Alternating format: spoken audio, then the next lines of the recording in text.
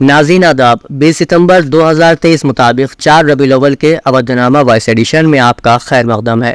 میں موسی رضا اور آپ سماعت فرمانے جا رہے ہیں اودھ نامہ میں شائع اہم خبروں کے خاص حصے۔ نئے پارلیمنٹ ہاؤس میں لوک سبھا کی کارروائی شروع ہو گئی ہے۔ نئے پارلیمنٹ ہاؤس میں اپنے پہلے خطاب میں وزیر اعظم نے کہا کہ ہندوستان کو چندریان 3 کی کامیابی پر فخر ہے۔ ہم ایک نئے عزم کے ساتھ نئے پارلیمنٹ ہاؤس آئے ہیں۔ ہمیں تلخیوں کو بھلا کر آگے بڑھنا ہے۔ یہ عمارت نہیں ہے، تمام انتظامات نئے ہیں، سب کچھ نیا ہے، لیکن کل اور آج کو جوڑنے والا ایک بہت بڑا ورثہ ہے جو نیا نہیں پرانا ہے۔ وزیر اعظم نریندر مودی کی جانب سے نئے پارلیمنٹ ہاؤس میں لوک سبھا اور اسمبلیوں میں خواتین کو ریزرویشن دینے والے ناری شکتی وندن ایکٹ کو کابینہ کی منظوری اور اسے لوک سبھا میں پیش کرنے کے اعلان کے بعد یہ آئینی ترمیمی بل ایوان میں پیش کیا گیا۔ مسٹر مودی نے ایوان سے اپیل کی کہ تمام پارٹیاں اس بل کو متفقہ طور پر منظور کروا کر مزید مضبوط بنائیں۔ ناری شکتی وندن بل کے نام سے پیش کیے گئے اس بل میں پارلیمنٹ اور اسمبلیوں میں خواتین کے لیے 33% ریزرویشن کا انتظام ہے۔ حزب مخالف لیڈر نے کہا کہ مودی حکومت جو بل لائی ہے اس کو غور سے دیکھنے کی ضرورت ہے۔ بل کے موجودہ مسودے میں لکھا ہے کہ یہ 10 سالہ مردم شماری اور ڈیلیمیٹیشن کے بعد ہی نافذ کیا جائے گا۔ کھڑگے نے کہا کہ اس کا مطلب صاف ہے کہ مودی حکومت نے شاید 2029 تک خاتون ریزرویشن کے دروازے بند کر دیے ہیں۔ بی جے پی کو اس بات پر وضاحت دینی چاہیے۔ ہندوستان نے منگل کو کینیڈا کے ان الزامات کو یکسر مسترد کر دیا کہ خالصتانی دہشت گرد ہردیپ سنگھ نجر کے قتل میں ہندوستانی ایجنٹوں کا ہاتھ ہو سکتا ہے۔ دراصل اس کے جواب میں اب حکومت ہند نے ایک بیان جاری کرتے ہوئے کینیڈا کی سرزنش کی ہے۔ اس کے علاوہ ہندوستان کی طرف سے کینیڈا کے سفارتکار کو بھی 5 روز کے اندر ہندوستان چھوڑنے کے لیے کہا گیا ہے۔ اتر پردیش کی پاور کارپوریشن کی طرف سے 2 دن پہلے جاری فیصلے کی مخالفت میں اسٹیٹ پاور کارپوریشن کونسل کے صدر اور اسٹیٹ صلاح کار کمیٹی کے رکن اودیش کمار ورما نے اسے Uttar Pradesh power regulatory commission میں بجلی تقسیم کوڈ کی خلاف ورزی قرار دیتے ہوئے بلا تاخیر اسے کالعدم قرار دینے کا مطالبہ کیا ہے۔ پاور کارپوریشن نے اپنی نئی ہدایت میں 1 نومبر سے چیک کے ذریعے بجلی بل کی ادائیگی نہ لینے کا فیصلہ کیا ہے۔ نو فساد میں گرفتار مقیم عالم کی ضمانت عرضی آج نو ایڈیشنل سیشن عدالت نے منظور کرتے ہوئے ملزم کو 50,000 روپے کے مچلقے پر ضمانت پر رہا کیے جانے کا حکم جاری کیا ہے۔ ملزم مقیم عالم کو صدر جمعیت العلماء ہند مولانا سید ارشد مدنی کی ہدایت پر قانونی امداد فراہم کی گئی تھی۔ اتر پردیش کے نائب وزیر اعلیٰ کیشو پرساد موریہ نے اندرا گاندھی پرتشٹھان میں منعقدہ ایک پروگرام میں پردھان منتری آواس یوجنا دیہی اور وزیر اعلیٰ آواس یوجنا دیہی کے مستحقین کو ڈیجیٹل طور پر 1118.85 کروڑ روپے کی رقم منتقل کی۔ اس موقع پر ڈپٹی چیف منسٹر نے کہا کہ ہر غریب کا مستقل مکان کا خواب ہر حال میں پورا ہوگا۔ ڈبل انجن والی حکومت دیہی غریبوں کی ترقی کے لیے پوری طرح سے وقف ہے۔ ہاؤسنگ اسکیم کے مستحقین کو تمام جائز سہولتیں فراہم کی جا رہی ہیں۔ دیہی ترقی محکمے کی کئی اسکیموں میں اتر پردیش ملک میں سر فہرست ہے۔ اب تک 38.71 ریاست کے فیصد دیہی علاقوں میں 1 لاکھ مکانات کی منظوری دی گئی ہے، جن میں سے 28.55 لاکھ گھر خواتین مستفیدین کو دیے گئے ہیں۔ ڈینگو سے پریشان ہونے کی ضرورت نہیں، ریاست کے اسپتالوں میں مناسب دوائیں دستیاب ہیں، اس کا علاج بھی مفت ہے۔ تمام کمیونٹی ہیلتھ سینٹر اور پرائمری ہیلتھ سینٹر میں ڈینگو سے نمٹنے کے مناسب انتظام کیے گئے ہیں، یہ کہنا ہے اتر پردیش کے نائب وزیر اعلیٰ برجیش پاٹھک کا۔ پیر کے روز انہوں نے ایک طرف افسران کو ڈینگو سے نمٹنے کے لیے مناسب انتظامات کرنے کی ہدایت کی تو دوسری طرف لوگوں سے اپیل بھی کی کہ اس بیماری سے گھبرانے کی ضرورت نہیں ہے۔ انہوں نے کہا کہ ریاست کے اسپتالوں میں پلیٹلیٹس، خون اور بستروں کی کوئی کمی نہیں ہے، ضرورت پڑنے پر ڈینگو کے ہر مریض کو داخل کرنے کے انتظامات کیے گئے ہیں۔ مولانا خالد رشید فرنگی محلی نے اسلامک سینٹر آف انڈیا کے زیر اہتمام دارالعلوم نظامیہ فرنگی محل میں ہونے والے 12 روزہ جلسہ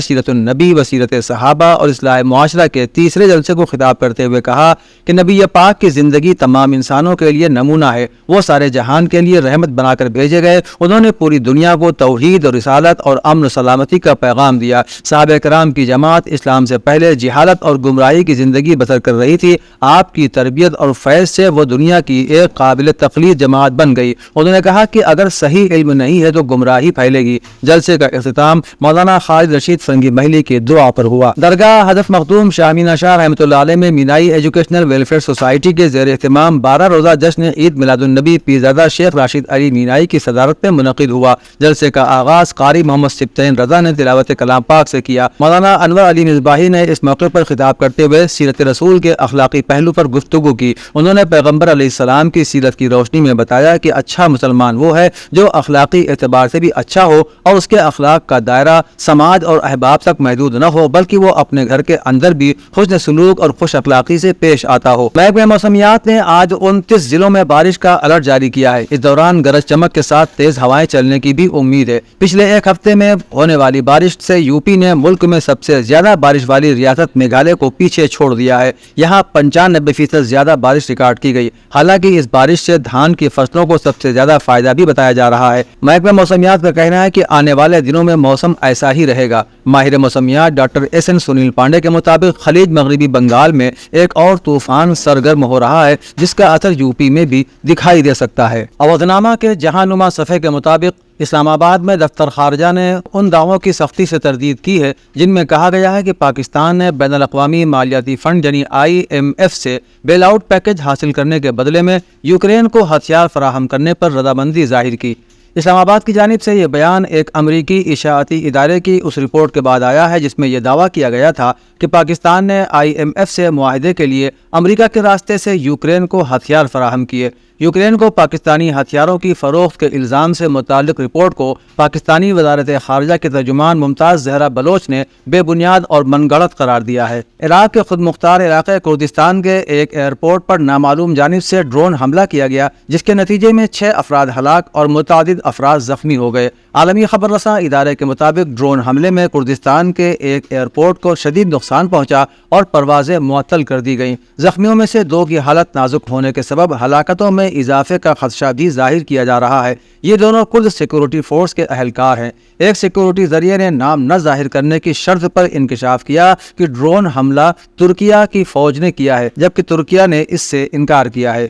روسی صدر ولادیمیر پوتن کے ساتھ اپنی حالیہ ملاقات کی وضاحت کرتے ہوئے ترکی کے صدر رجب طیب ایردوان نے کہا کہ وہ بحر اسود کے راستے یوکرینی اناج کی برآمد کے معاہدے کو بحال کروانے میں ناکام رہے۔ واضح رہے کہ روس نے جولائی میں اس معاہدے سے دستبرداری اختیار کر لی تھی، لیکن ماسکو نے افریقہ کو 10 لاکھ ٹن روسی اناج فراہم کرنے کا وعدہ بھی کیا تھا۔ پیر کے روز نیو یارک میں ایک امریکی نشریاتی ادارے PBS کے ساتھ انٹرویو کے دوران ترک صدر نے کہا کہ میرے پاس ان پر اعتماد نہ کرنے کی کوئی وجہ نہیں ہے۔ ایک سوال کے جواب میں انہوں نے کہا کہ جس حد تک مغرب قابل اعتماد ہے، روس بھی اتنا ہی قابل اعتماد ہے۔ آذربائیجان نے منگل کے روز کہا ہے کہ اس کی مسلح افواج نے نگورنو کاراباخ میں مقامی سطح پر انسداد دہشت گردی کی سرگرمیاں شروع کر دی ہیں تاکہ وہاں سے آرمینیائی فوجی دستوں کو غیر مسلح کر کے باہر دھکیلنے کے بعد علاقے میں آئینی نظام کو بحال کیا جا سکے۔ قابل ذکر ہے کہ کاراباخ کو بین الاقوامی سطح پر آذربائیجان کے حصے کے طور پر تسلیم کیا جاتا ہے۔